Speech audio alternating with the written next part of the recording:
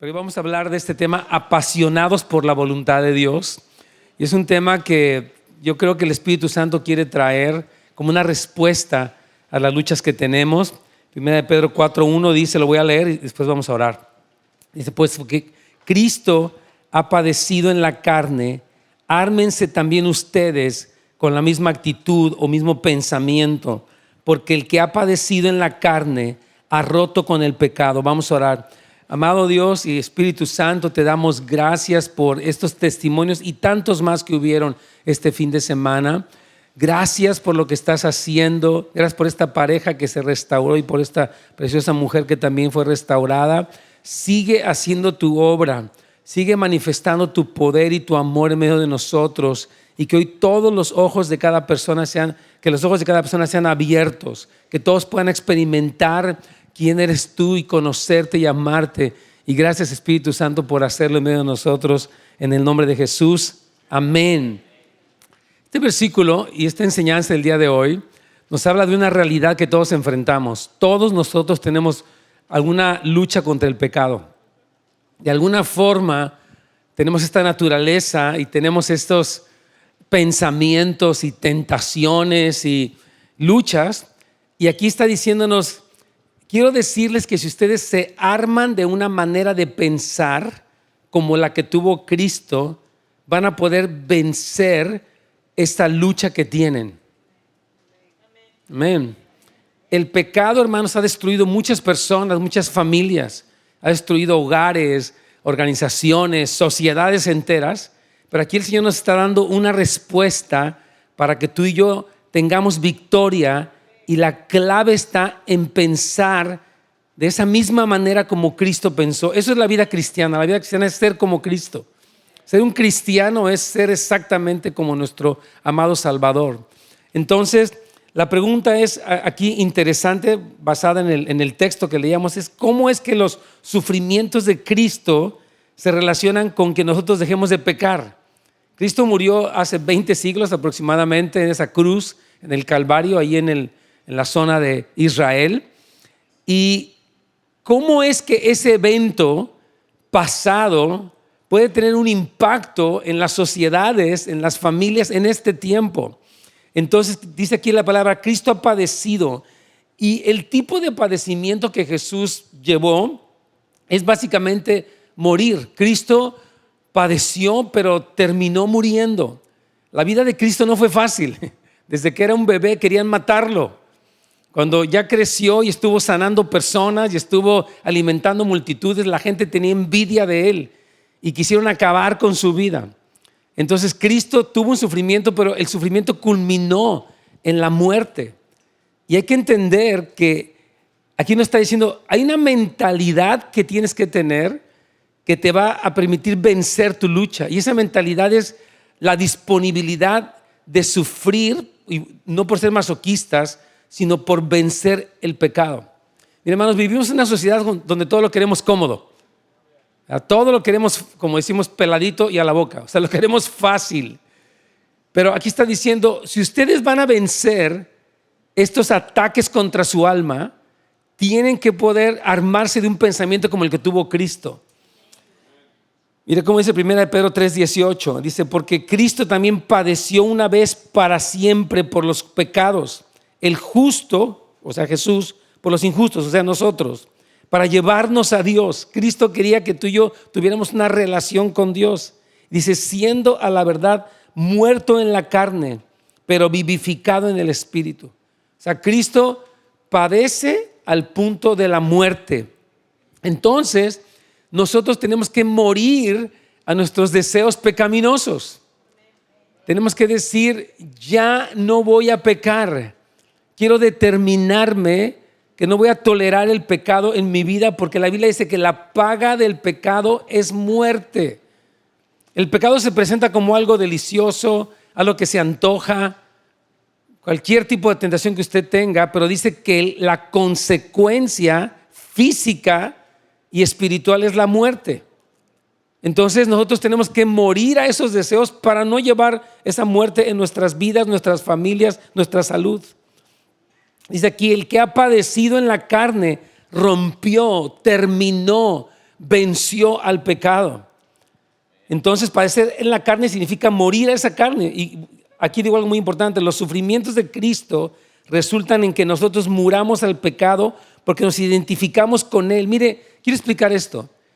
Cristo Jesús no pecó de ninguna manera. Sin embargo, Él murió como un pecador. ¿Por qué es que Jesús murió así? Porque Él se identificó con nosotros. Isaías 53 dice: nosotros nos desviamos, cada quien hizo lo que se le antojaba, pero el Señor cargó en Él el pecado de todos nosotros. Si nosotros lo tuvimos por azotado, por herido de Dios, dice Isaías 53, y abatido, más Él herido fue por nuestras rebeliones, el castigo de nuestra paz fue sobre Él, y por su llaga fuimos nosotros curados. O sea, Cristo no estaba haciendo nada porque Él se merecía, o sea, nada de lo que le sucedió fue porque Él hiciera algo malo. Él estaba tomando nuestro lugar. Se identificó con nuestra crisis, con nuestro problema, con nuestra ansiedad. Dijo: yo voy a llevar la consecuencia de tus pecados. Y así como Él se identificó con nosotros, ahora quiere que tú te identifiques con Él. Esa es la vida cristiana: identificarte, conectarte con aquel que murió en la cruz por tus pecados y por los míos.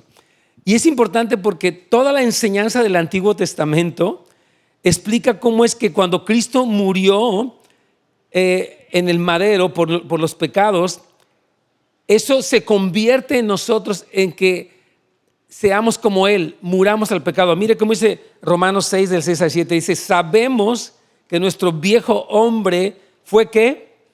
Crucificado juntamente con Él. Cuando Cristo estaba muriendo, ahí estábamos nosotros, muriendo al pecado, muriendo a la tentación, muriendo a la condenación.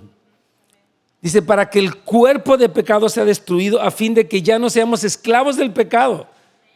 ¿Cuánta gente, hermanos, es esclava del pecado?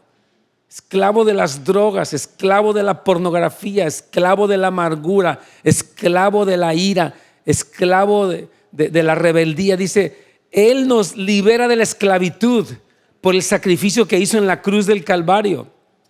Amén. Dice: porque el que ha muerto ha sido liberado del pecado. Entonces, nuestro llamado, hermanos queridos, iglesia querida, es morir al pecado, terminar con el pecado en la vida práctica, evitar el pecado. Entonces aquí dice Pedro: ármense con esta misma actitud. Cristo, miren, hermanos, lidiar con el pecado no es fácil. Por ejemplo, si usted tiene una lucha en su vida contra cualquier pecado, a veces no es fácil confesarlo. Da pena. El orgullo no quiere. Tú quieres lucir increíble siempre. Quieres lucir exitoso, que no te pasa nada, que lo tienes todo, como dicen en inglés, you got it all together, que lo tienes bien. Pero el pecado dice: no estoy bien. Tengo un problema de carácter, tengo un problema de lujuria. Y eso implica un sufrimiento, pero vale la pena. Porque la persona que se queda solamente con su lucha en secreto no va a vencer. Va a seguir por ese camino decadente. Entonces dice: ármense de un pensamiento que fue capaz de conquistar el pecado, y es ese padecimiento para vencer. Amén. Por ejemplo, aquí en esta iglesia, gracias a Dios, tenemos grupos de amistad y también tenemos estos grupos de CIAR o de casa de restauración, donde uno puede abrirse y decir: bueno, ¿saben qué quiero contar? Es que esta semana me enojé, mentí. Y no es fácil, pero dice la Biblia: si andamos en luz como Él está en luz, tenemos comunión unos con otros y la sangre de Cristo nos limpia de todo pecado. Entonces, estos grupos, gracias a Dios, porque no estamos nunca premiando la superficialidad ni la apariencia. Como iglesia queremos premiar la honestidad y la vulnerabilidad. Hermanos, yo quiero animarle que venza sus luchas, pero solo no va a poder. Si usted quiere llevarse, a mí ni me molesten, yo estoy cansado, estoy ocupado y no quiero. No, pues si estás así nunca vas a cambiar. Y es más, no solamente no vas a cambiar, puedes empeorar todavía. Así es, porque el pecado es progresivo. Siempre he dicho que lo que no se compone se sigue descomponiendo. La verdad, usted le puede pasar con un carro, con su salud, con cualquier cosa, y con su vida espiritual. Entonces hay una invitación, dice, ármense de una manera de pensar. Y eso le corresponde a usted hacerlo. Es importante que sepa que hay una parte que Dios va a hacer, pero hay una parte que a nosotros nos toca hacer, y que cuando la empezamos a hacer, que es tener una manera de pensar correcta, empezamos a vencer, empezamos a cambiar, nuestras familias empiezan a cambiar, nuestras finanzas empiezan a cambiar, aún hasta nuestros negocios empiezan a cambiar, porque estamos armándonos una mentalidad como la de Cristo. Mi pregunta para usted, ¿cada día como cristiano tiene una mentalidad más como la de Cristo o más como la del mundo?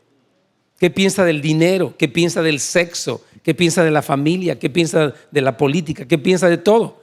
Porque tenemos que pensar como Cristo pensó, y eso nos guarda, nos resguarda de los ataques de Satanás. Amén. Entonces, desde el momento, voy en el párrafo C, en que Cristo sufrió en la carne, nosotros nos armamos de la misma determinación. Entonces esta forma de pensar dice así: yo he muerto con Cristo, así como Él sufrió y murió, y me considero junto con Él muerto al pecado y vivo a la justicia. Por lo tanto, odio el pecado y estoy comprometido a no pecar. Amén. Querida iglesia, nuestra vida va a cambiar cuando emprendemos una lucha sincera y radical contra el pecado. Radical. Y no es que seamos santurrones o que nos creamos muy religiosos, es que queremos desechar lo que nos destruye. El pecado nos destruye, nos esclaviza. Y por eso queremos decir, no, yo así como, mire, piensen esto, a Cristo nuestro pecado le costó la muerte, por lo tanto ya no queremos seguir pecando porque entendemos la consecuencia tan grave que el pecado produce. Esa es la verdad. Entonces hay que cambiar nuestra mentalidad. Revise cómo piensa usted. Revise si su forma de pensar está cambiando para resistir el pecado o para tolerar el pecado. Es muy importante, hermanos amados. Esto es algo que Dios quiere que triunfemos no solamente nosotros, sino también nuestros hijos. Porque nosotros estamos marcando un camino para nuestros hijos, ya sea un camino de victoria sobre el pecado o un camino de tolerancia al pecado y esclavitud del pecado. ¡Ah, qué tremendo! Entonces nuestra mentalidad es así: he sufrido con Cristo, por lo tanto, como un principio de vida, voy a romper con los hábitos pecaminosos porque estoy completamente unido a Él. Pablo decía, con Cristo estoy juntamente crucificado y ya no vivo yo, mas vive Cristo en mí. Y lo que ahora vivo en la carne, en este cuerpo humano, lo vivo en la fe del Hijo de Dios que me amó y se entregó a sí mismo por mí. Entonces se trata de vivir así, hermano, que Dios resplandezca en nuestro corazón para que esto sea nuestra mentalidad. Amén. Una mentalidad radical contra el pecado. En la práctica me armo de una forma de pensar que resulta en una disposición de abandonar los placeres mundanos. Los placeres nos quieren seducir, nos quieren engañar. De verdad, Satanás quiere seducir al cristiano. Entonces, cuando tú cambias tu mentalidad, estás dispuesto incluso a padecer por no seguir el mismo camino. Mire cómo dice 1 Pedro 4:4, dice, a ellos, o sea, a sus amigos de antes, les parece cosa extraña que ustedes ya no corran con ellos en el mismo desenfreno de desilusión. Tal vez tú tenías amigos con los que te ibas de parranda o amigas con las que chismeabas o veías cuanta cosa y ya dicen, ahora ya andas muy santita, ahora ya andas muy como que ya no quieres y pasas más en la iglesia. ¿Qué te pasa? No seas aleluya, no seas religiosa. Y tú puedes decir, no me importa lo que digan de mí, yo sé en quién he creído, yo sé a quién sirvo, yo sé a quién quiero agradar. Tienes una mentalidad ya no de que es que se va a enojar mi comadre o se va a enojar. Y decir, bueno, yo no quiero que se enoje, pero yo sé, tengo convicciones en mi corazón que me permiten mantenerme firme y decir, no voy a hacer eso. Amén. Entonces, ¿cómo nos armamos de una forma de pensamiento? Estoy en el número 2 romano al final de la página 1. ¿Cómo nos armamos con una forma de pensamiento que nos lleva a dejar de pecar? Esto es algo muy importante. ¿Qué proceso se da para que tú tengas un tipo de mentalidad que te lleva a decir, basta de pecar, basta de cosas que me he permitido en mi vida? Bueno, la idea es que una convicción se vuelva una armadura que protege nuestra alma. Amén. Es una forma de pensar que nos puede librar aún de la destrucción interna. Hermanos, hay tantas personas, a mí me sorprende, tantas personas. Un joven me decía ayer terminando la predicación, me dice, yo quiero decirle que tengo una lucha contra la pornografía horrible y no quiero hacer esto, me dijo él. Yo sé que eso está mal. Eso me ha llevado a la masturbación, me ha llevado a la fornicación y yo por dentro de mí sé que eso no está bien. Dice, pero ¿cómo le hago? ¿Cómo salgo yo de esta situación? Y le dije, lo que hablamos hoy es la respuesta. Cuando tú tienes un encuentro con Jesucristo como Señor y Salvador, dice la Biblia que tú naces de nuevo. Es como que el sistema operativo de tu vida, así como una computadora, es cambiado y entonces ya piensas diferente. Ya no quieres pecar y Dios te da el camino para la victoria. Entonces, tú tienes que revisar cómo estás pensando respecto al pecado el día de hoy. ¿Tienes de cristiano 3, 4, 5, 10 años? ¿Cómo piensas respecto al pecado? ¿Qué tipo de actitud tienes respecto al pecado en tu vida en cualquier aspecto? Es una pregunta importante porque esto tenemos que ver qué proceso está llevando nuestro corazón. El pensar como Cristo nos protege contra los enemigos que nos quieren destruir, vamos a la página 2. Así que como no queremos ser destruidos, nos armamos con una forma de pensar, no voy a tolerar ninguna forma de lujuria. Pero si tú como hombre ves a una mujer y en tu mente la codicias, tienes que ser radical para no permitir que esos pensamientos te esclavicen. Pocos amenes de los varones. Pero es así, hay una guerra, hay una lucha contra esto. Y tenemos que decir, no voy a permitirme esto en mi vida nunca. Porque eso me esclaviza y yo no, eso le costó a Cristo su muerte. Esto es una puerta para el diablo. Yo no voy a permitir que mi vida sea oprimida, que mi vida sea apagada porque estoy tolerando el pecado en mi vida. Entonces, vamos a ver un poquito lo que la Biblia nos enseña de cuál fue la forma de pensar de Cristo cuando Él sufría.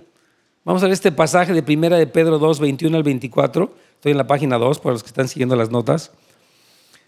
Fíjese bien, aquí dice 2:21, dice, pues para esto fueron llamados, porque también Cristo sufrió por ustedes, dejándoles ejemplos para que sigan sus pisadas. Este mensaje no es muy popular.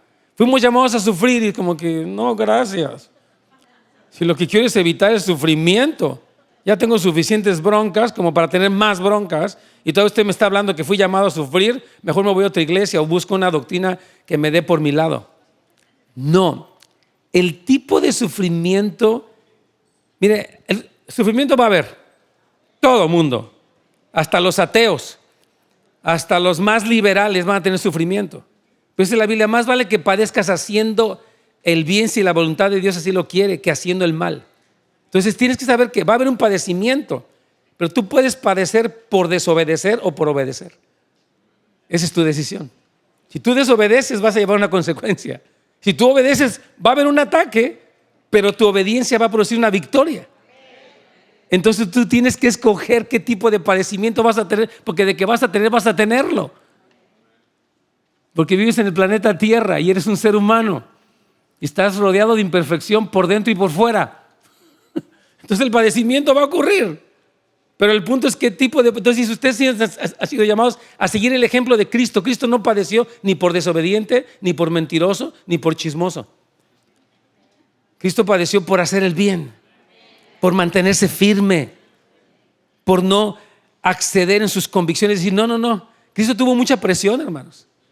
La presión de los religiosos, de los políticos, de la gente. Y él dijo, no me voy a mover de mi lugar. Y dice, sigan el ejemplo de Cristo.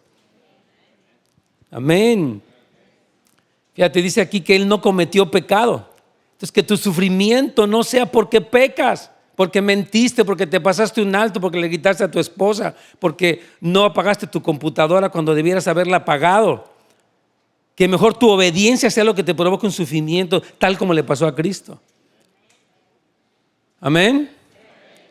Algunos están como que en serio. Sí, esto es en serio. Esto es la mentalidad cristiana, es así. Amén. It's not about like pain-free life.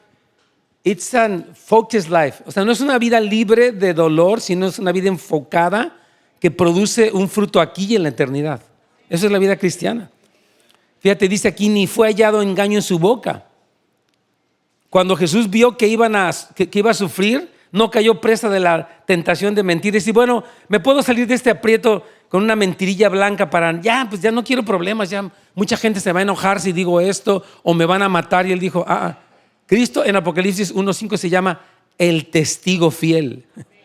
O sea, que él no se rajó, pues no se echó para atrás de que, sabes que ya está medio dura la cosa, ya mejor ahí muere. Nada que ver, él dijo, yo voy a seguir firme.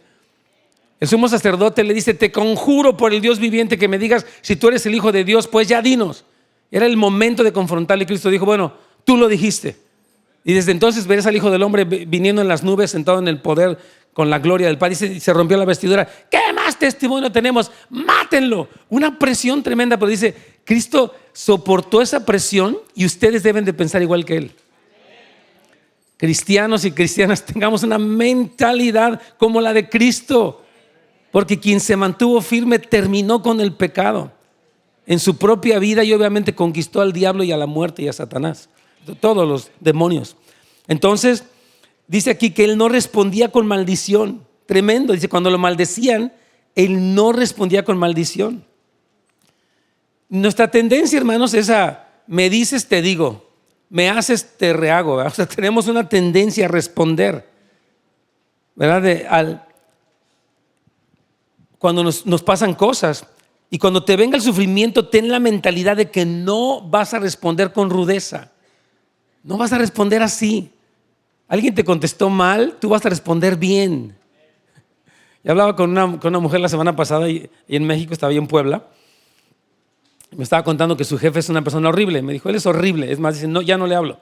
Trabajo ahí por 7 años y ya no le hablo porque sé que eres una persona muy equivocada, muy mala, muy etcétera, grosera, etcétera. Toma incluso su jefe y todo. Entonces yo le decía, mira, tú puedes ser una víctima de él, porque estaba muy perturbada la señora. O sea, que lo que te diga, tú puedes darle el poder de que te ofenda. O tú puedes perdonarlo y vivir libre de la crueldad de él.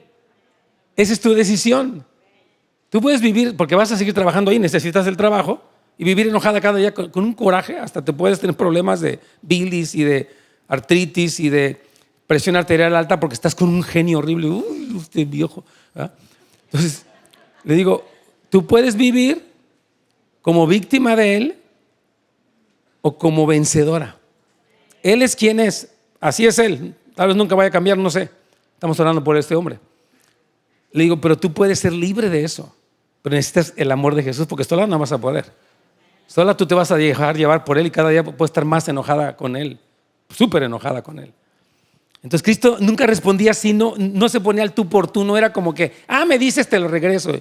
Porque a Jesús le dijeron endemoniado, loco, mentiroso, agitador. A Jesús lo tildaron de lo peor y él nunca respondió de la misma manera. Y dice, ármense ustedes de la misma mentalidad.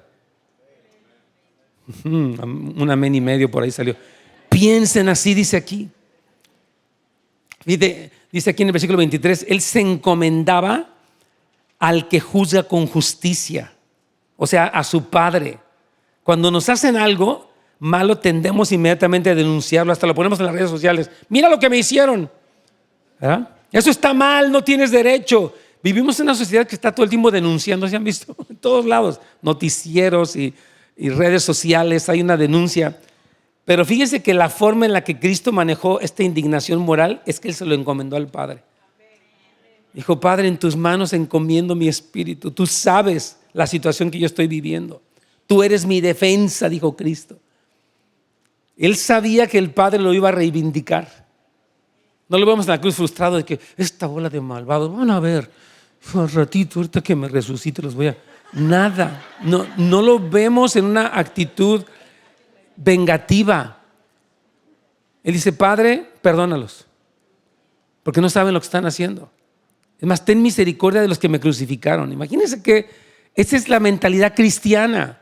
Por eso tú piensas como cristiano, piensas como pagano. Es una buena pregunta, porque a veces soy cristiano, pero sigo pensando igual que antes.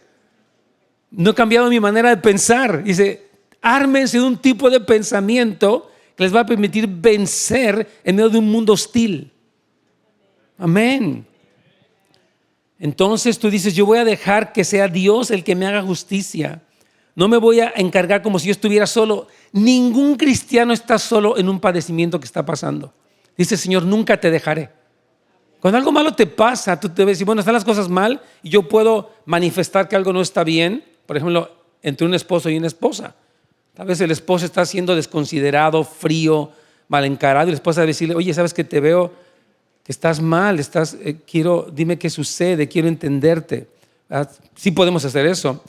Pero no podemos tomar una represalia como si estuviéramos solos y decir, Señor, tú sabes lo que me está pasando. Quiero encargarte esto a ti. Quiero ponerlo en tus manos y esperar que yo ya hablé en amor, pero tú vas a tratar con esa persona.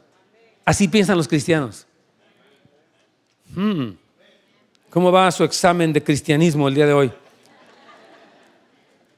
¿Piensas como, de verdad, piensas como cristiano o como cristino? A mí no sé cómo explicarte. Es que a veces nuestra mente no está bien, hermanos queridos. No estamos pensando bíblicamente y por eso tenemos tanto problema. Es cristiano, pero es una persona que es un mal contratista. Hace tranzas, entrega los trabajos tarde, cobra una cosa y luego cobra otra, no cumple a tiempo y te metes en problemas y dices, ay Dios, ¿por qué me va tan mal? Y dices, Señor, pues porque eres un informal de primera y porque no te organizas y ahora la culpa la tengo yo. Increíble, ¿no? Entonces, Señor, no, tienes que pensar bien para que te salgan las cosas bien. Y si te sale algo mal, no tengas preocupación, porque tú estás haciendo lo correcto y yo te voy a sacar a ti adelante. Amén, gloria al Señor. Así es. Fíjate cómo dice aquí que, versículo 24, por sus heridas ustedes han sido sanados. Cristo estaba diciendo, mi padecimiento va a tener un beneficio a los demás. O sea, Cristo no pensó en que, ¿sabe que yo no quiero que me duela? O sea, que esta de la cruz sonaba como una buena idea, pero no gracias. No. Él dijo, este padecimiento representa la sanidad de las generaciones y estoy dispuesto a eso. Entonces, cuando tú padeces pensando en los demás, estás pensando como Cristo. Un padre que se sacrifica por su familia en oración, en ayuno, en esfuerzo, está pensando en el beneficio de ellos, no en el suyo. Y eso es cristianismo. La carne es egoísta. Yo quiero mi pedazo de pastel, lo quiero ahorita y lo quiero de fresa y no me importa si los demás no les alcanza. Así piensa, la carne es egoísta, pero Cristo pensó, dice él, yo no vine para ser servido, yo vine para servir y a poner mi vida en rescate por todos ustedes. A eso vino Jesús, hermanos queridos, qué tremendo.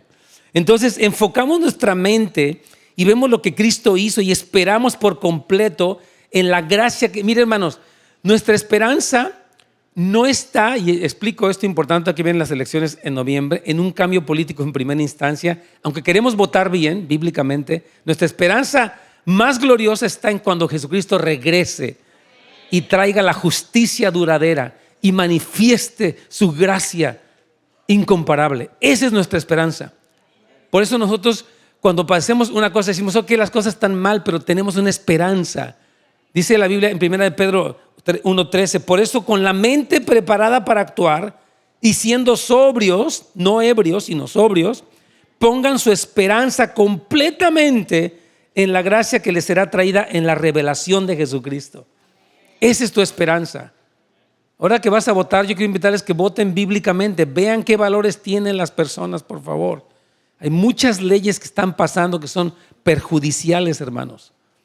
Esta proposición 1 es el aborto del niño en el 9º mes. Eso no es aborto, eso es un asesinato. Ya el bebé está listo para salir y le pueden cortar la cabeza dentro de la mamá y está permitido. Es impresionante lo que está pasando, por eso usted tiene que votar bien. Pero nuestra esperanza no es que las cosas se compongan aquí, porque la Biblia dice, Cristo dijo, la maldad se iba a multiplicar. Dice, por haberse multiplicado la maldad. O sea, la maldad no se suma, se multiplica en el mundo que vivimos, pero nuestra esperanza es que Cristo va a regresar. Y por eso nuestra esperanza nunca falla, nunca cambia, aunque vemos partidos políticos que suben y bajan, y leyes que pasan, seguimos orando, pero nuestra esperanza está en Cristo. Y por eso siempre mostramos una actitud positiva por lo que Cristo va a hacer. Pedro también habla aquí, hermanos, de una guerra que viene contra nuestra alma. Y peleamos esta guerra primero con esperanza, de la que ya hablamos, y después con una forma de pensar que nos permite tener dominio propio, abstinencia. Me gustó lo que decía Luz. O sea, ella venía de toda esta situación, lo que ella explicó, el abuso, la dificultad, estaba enojada, pero ahora el Señor la restaura. Ella dice, sí me quiero casar, no quiero ser una presa de la ira, de la amargura, y eso está muy bien. Yo quiero invitar el futuro esposo de Luz que también venga para un retiro, varón de Dios. Vente, aquí te vamos a ayudar también. Vas a llegar prendido de ese lugar. Amén. Excelente. Muy bien. Entonces, fíjense lo que dice 1 Pedro 2:11. Amados, yo los exhorto como a peregrinos y expatriados. Ya hemos hablado, usted está de paso en este mundo, que se abstengan de las pasiones carnales que combaten contra la vida. Abstente. Si estás viendo un reportaje en la tele, una telenovela, y sale una escena que provoca tu lujuria, apágale o cámbiale. Amén.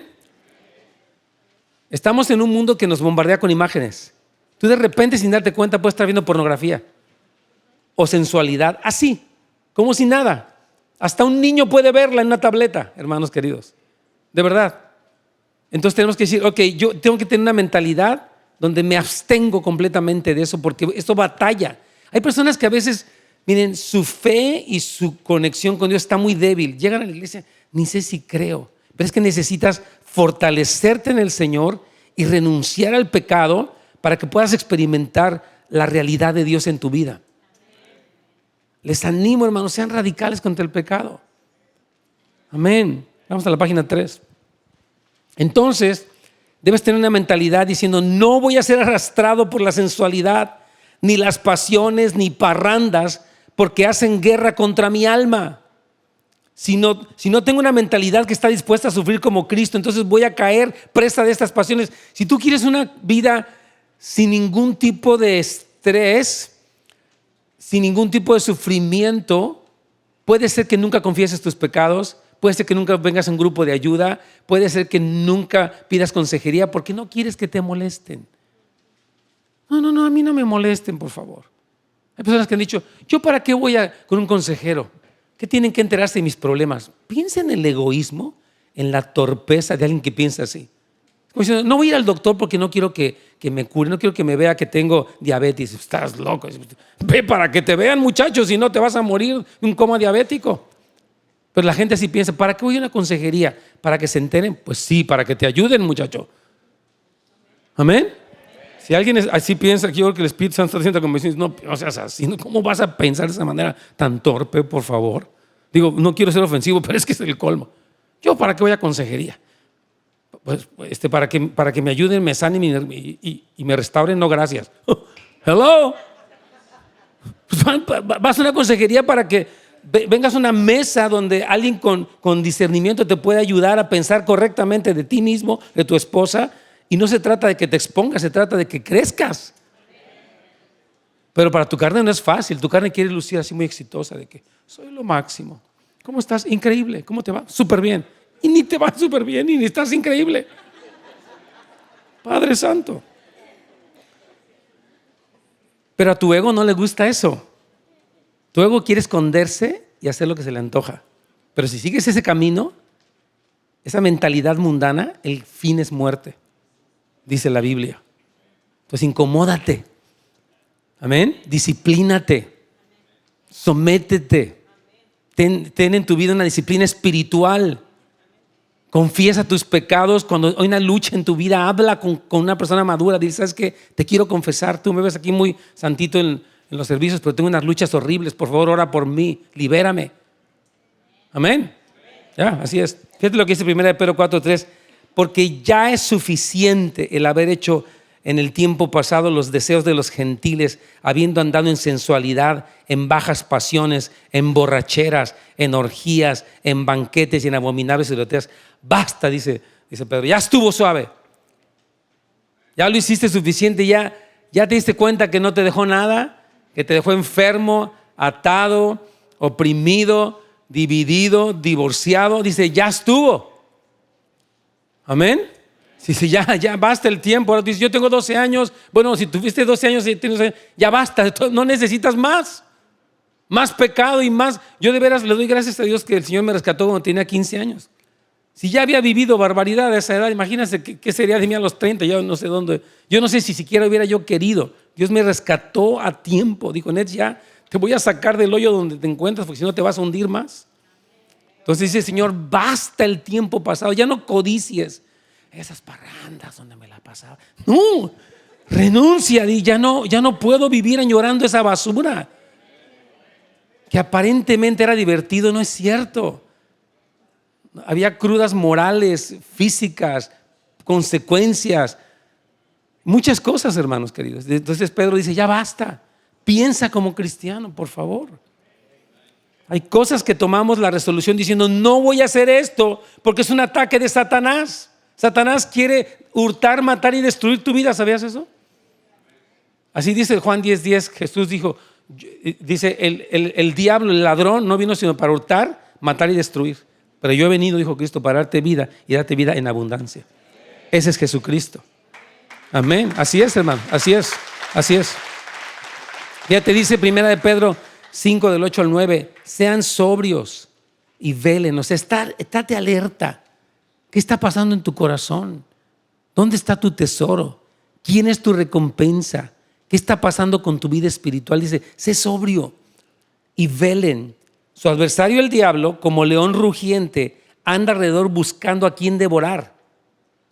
Ese famoso dicho de camarón que se duerme se le lleva la corriente tiene mucho que ver con esto. Cristiano que se descuida puede ser arrastrado. De repente eras cristiano, amabas a Dios y de repente estás hasta por allá. ¿Cómo llegas a estar tan frío, tan indiferente, tan incrédulo? Pues porque te dejaste arrastrar. Tienes que ser sobrio, tienes que velar por tu propio bien, por tu familia, por tu alma. Amén. Y fíjate cómo dice que tú resistes al diablo. Dice, resiste al tal estando firmes en la fe. Satanás quiere que tú dudes. ¿Y por qué esto? ¿Y por qué el otro? ¿Y por qué si oré? ¿Y por qué si diezmé? No, tú vas a decir, yo creo. Yo sé en quién he creído. Yo sé que es poderoso. Tú tienes que mantenerte firme en la fe. Conquista tus dudas. Acércate a Dios. Y dice, Señor, dame la fe, fortaléceme en la fe. Para que yo pueda resistir estas. Satanás quiere que yo dude de Dios, dude de la venida de Cristo, de la iglesia, de la Biblia. Y dices, no, dice, manténgase firme. La Biblia le llama el escudo de la fe para que puedas apagar los dardos de fuego del maligno. Satanás te quiere traer unas ideas en la cabeza. Aún aquí sentado en la iglesia, Satanás puede traer ideas. Y dice, párate en la fe. Lo mismo hizo Jesucristo. Satanás le dijo, pues con que Dios te ha dicho que no sé qué. Y dice, escrito está. Cristo se mantuvo parado en la fe, aunque Satanás quería meterlo. Si eres el Hijo de Dios, manda que las piedras se conviertan en pan, porque tienes mucha hambre. Mira, ya tienes sin comer tanto tiempo, pobrecito. Y dijo, no. Dice, no solamente de pan vivir el hombre, sino de toda palabra que sale de la boca de Dios.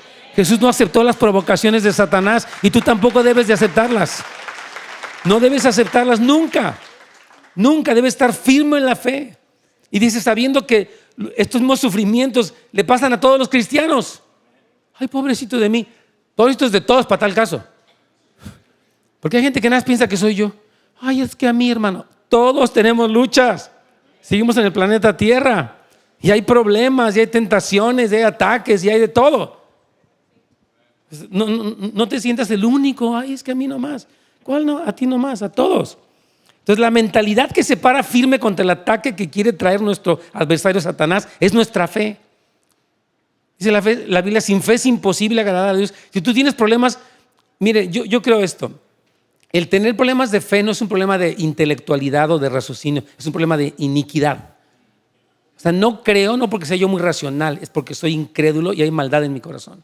Entonces necesito arrepentirme de eso, porque la Biblia dice que al que cree todo le es posible. O sea, tú sí puedes creer.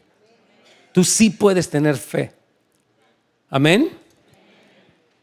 Ahora fíjate bien, algo que sabemos es que el Señor nos va a sacar victoriosos. Dice el siguiente versículo, dice aquí, y cuando hayan padecido un poco de tiempo, o sea, no se raje, el Dios de toda gracia, quien los ha llamado a su eterna gloria en Cristo Jesús, Él mismo, ¿qué va a hacer Dios?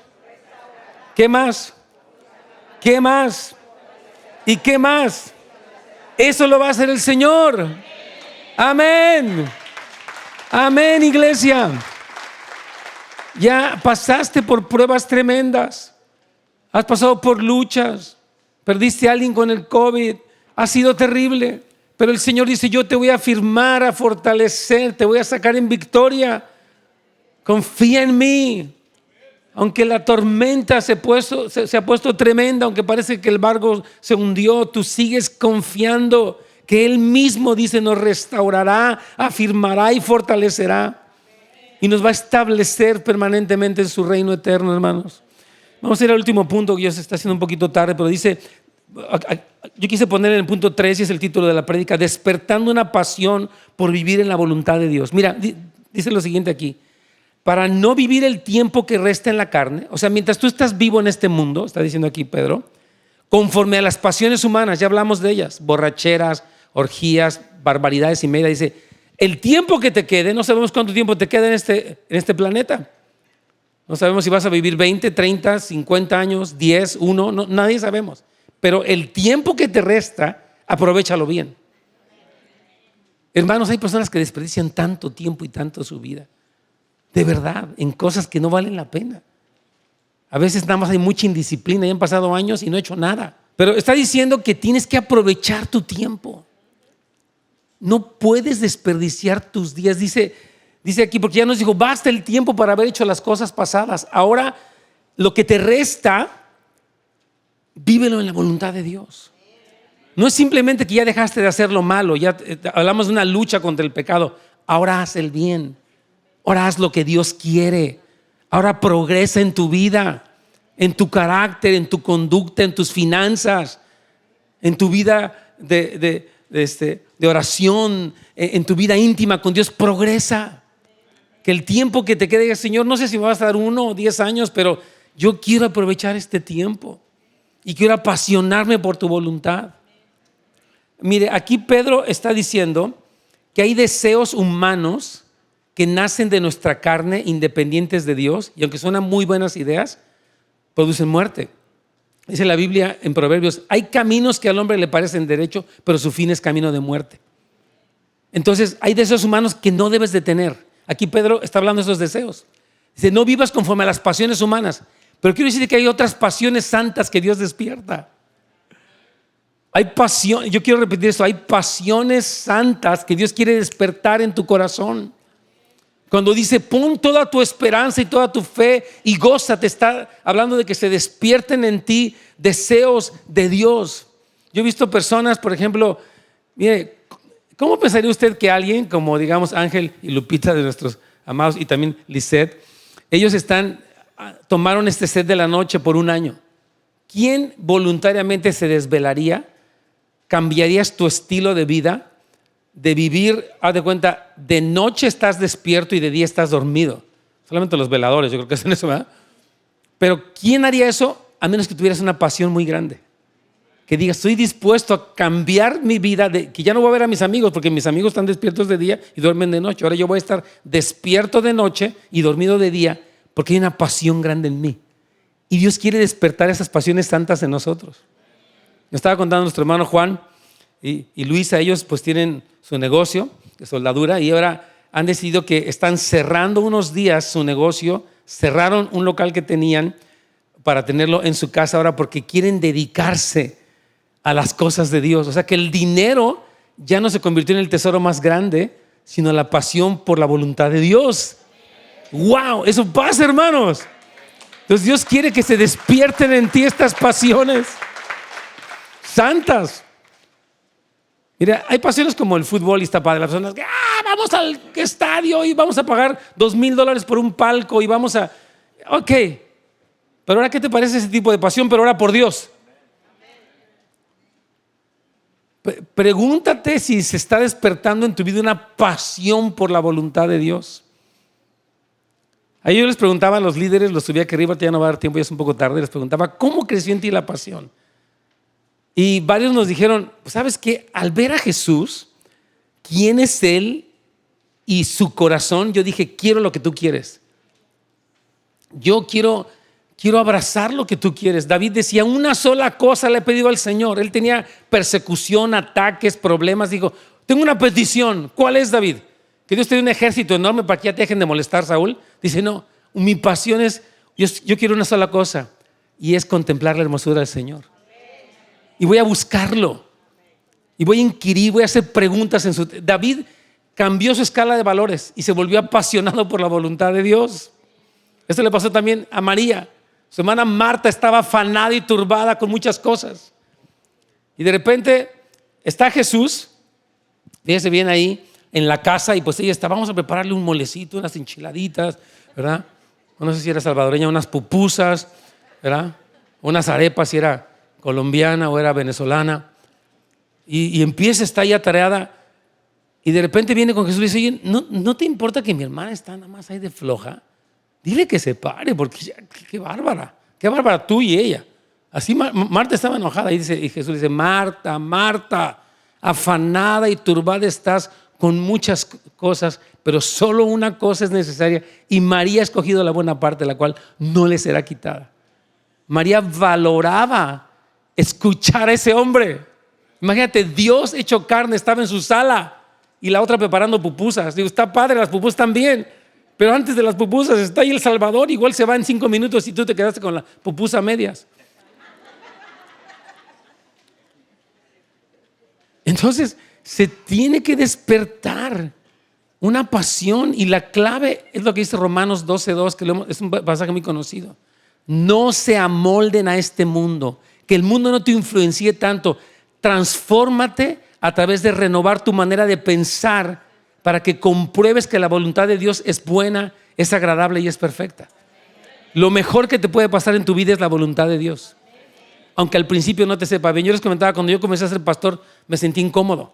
Ay, es que me siento raro. Y dijo el Señor, aguántame. Después te va a encantar. Y ahorita, ya que pasaron 22 años, digo, sí, me gusta. Nací para esto. Puedo servir al Señor y a la gente. Pero si tú te vas por, es que a mí eso no me gusta porque me siento incómodo. Es que eso no, la verdad. Si tú vives así y no sigues a Dios, te vas a quedar al margen. Dice, Señor, si tú me lo pides, lo voy a hacer. No me gusta, me siento incómodo, pero voy a entrar. Un joven me decía ayer que lo pusieron a enseñar y dice, es que me siento incómodo. La primera clase me sentí mal, la segunda peor, pero la tercera ya me sentí bien. Mi tercera clase dije, ¿estuvo bien? It was good. ¿Verdad? Estuvo bien la clase porque él se da cuenta que Dios le dio un llamado para enseñar a otros jóvenes. Pero no fue fácil. Entonces, hermanos, que Dios nos permita ser apasionados por su voluntad. Vamos a ponernos de pie, vamos a orar, por favor.